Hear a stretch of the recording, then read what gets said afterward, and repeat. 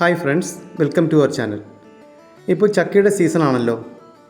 ചക്ക കൊണ്ട് മിക്കവാറും കറികളാണ് എല്ലാവരും തയ്യാറാക്കാറ്. എന്നാൽ ചക്ക കൊണ്ട് ഇന്നൊരു പുട്ടിൻ്റെ റെസിപ്പിയുമായിട്ടാണ് വന്നിട്ടുള്ളത്. അതിനു മുന്നേ ആയിട്ട് എൻ്റെ ചാനൽ ആദ്യമായിട്ടാണ് കാണുന്നവരാണെങ്കിൽ ഞാനിടുന്ന വീഡിയോസ് നിങ്ങൾക്ക് ഇഷ്ടമാവുകയാണെങ്കിൽ ഒന്ന് സബ്സ്ക്രൈബ് ചെയ്ത് സപ്പോർട്ട് ചെയ്യാൻ മറന്നു പോകല്ലേ.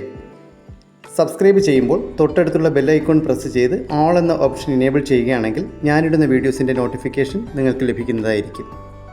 അപ്പോൾ നമുക്ക് വീഡിയോയിലേക്ക് പോകാം. പുട്ടുണ്ടാക്കാനായി പച്ച ചക്കച്ചുള 10 എണ്ണമാണ് ഞാൻ എടുത്തിട്ടുള്ളത്. അത് ചെറുതായി അരിഞ്ഞ് ഒരു മിക്സിയുടെ ജാറിലേക്കിട്ട് പേസ്റ്റ് പരുവത്തിൽ അരച്ചെടുക്കാം. ഒരു പാത്രത്തിലേക്ക് 2 കപ്പ് പുട്ടുപൊടി ഇട്ട് കൊടുത്ത് അതിലേക്ക് 1/4 ടീസ്പൂൺ ഉപ്പ് ചേർത്ത് നന്നായി ഇളക്കി യോജിപ്പിച്ച ശേഷം 1/4 കപ്പ് വെള്ളം ഒഴിച്ച് പുട്ടുപൊടി നന്നായി നനയ്ക്കാം. ഞാനിവിടെ പുട്ടുപൊടി ആയതുകൊണ്ടാണ് വെള്ളം ഒഴിച്ചത്. നിങ്ങൾക്ക് അരിപ്പൊടിയാണ് എടുക്കുന്നതെങ്കിൽ വെള്ളം ചേർക്കേണ്ട ആവശ്യമില്ല. അരച്ച് വെച്ച ചക്ക പേസ്റ്റ് മാവിലേക്കിട്ട് പുട്ടിന് നനയ്ക്കുന്ന പരുവത്തിൽ കുഴച്ചെടുക്കാം. വേണമെങ്കിൽ മാത്രം വെള്ളം ചേർത്താൽ മതി. പുട്ടുപൊടി നന്നായി വെള്ളം പിടിച്ചെടുക്കുന്നതുകൊണ്ട് കുഴച്ച് വെച്ച് 10 മിനിറ്റ് കഴിഞ്ഞ് കറക്റ്റ് പരുവത്തിൽ കിട്ടും.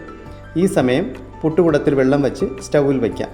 പുട്ടുകുറ്റിയിലേക്ക് തേങ്ങയിട്ട് വീണ്ടും മാവ് ചേർത്ത് അങ്ങനെ പുട്ടുകുറ്റി ഫിൽ ചെയ്ത ശേഷം 5 മിനിറ്റ് കുക്ക് ചെയ്ത് ഒരു പാത്രത്തിലേക്ക് മാറ്റാം. ഇങ്ങനെ ബാക്കിയുള്ളതും മാവ് ഉപയോഗിച്ച് ചെയ്തെടുക്കാം. ചക്കപ്പുട്ട് ഇവിടെ തയ്യാറായിട്ടുണ്ട്. വളരെ ടേസ്റ്റി ആയിട്ടുള്ളൊരു പുട്ടാണിത്. സാധാരണ പുട്ട് ചെയ്യുന്നതിനേക്കാൾ 2 മിനിറ്റ് കൂടുതലെടുത്താണ് ഞാനിവിടെ തയ്യാറാക്കിയിരിക്കുന്നത്. ചക്ക നന്നായി കുക്കായി കിട്ടുന്നതിന് വേണ്ടിയിട്ടാണ് ഇങ്ങനെ ചെയ്തത്. നിങ്ങളും ഈ രീതിയിലൊന്ന് ട്രൈ ചെയ്ത് ഫീഡ്ബാക്ക് അറിയിക്കണേ. അപ്പോൾ അടുത്ത വിഭവമായി അടുത്ത വീഡിയോയിൽ കാണാം. ഇതിനു മുമ്പ് ചെയ്ത മാമ്പഴപ്പുട്ടിൻ്റെ റെസിപ്പി ഞാൻ ഡിസ്ക്രിപ്ഷനിൽ കൊടുത്തിട്ടുണ്ട്. താങ്ക്